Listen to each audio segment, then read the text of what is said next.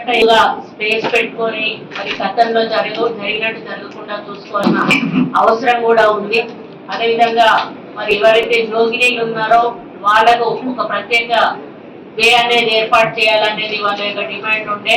మనం last time చేసినా కూడా ఏదో ఒకరితోటి కొంత డిస్టర్బెన్స్ జరిగింది. అది కూడా జరగకుండా ఈసారి సాఫీగా ఈ యొక్క బోనాలు ముందుకు తీసుకుపోవాల్సిన బాధ్యత మనందరి మీద కూడా ఉంది. కాబట్టి ఏదైతే షెడ్యూల్ ఇప్పుడు సెక్రటరీ గారు డెవలప్మెంట్ డిపార్ట్మెంట్ అంతా కూడా 1-4 సార్లు రివైజ్ చేసి అసలు పుష్కరాలు అనేవి ఇలా ఉంటాయా అనే విధంగా మేము ఏర్పాటు చేయడం జరిగింది. దాదాపు 40 లక్షల మంది భక్తులు అక్కడికి రావడం జరిగింది. గ్రామంలో రావడం జరిగింది. బయట నుంచి వచ్చిన స్టేట్ నుంచి వచ్చిన వాళ్ళు కూడా చాలా మంది వాళ్ళు ఒక పాజిటివ్ వేలో మాట్లాడుతూ అది ఎక్కడైతే సరస్వతి పుష్కరాలు స్టార్ట్ అవుతాయో అక్కడ కూడా ఇంత బాగా సెలబ్రేట్ చేయలేదు, ఇక్కడ వీళ్ళు బాగా సెలబ్రేట్ చేసి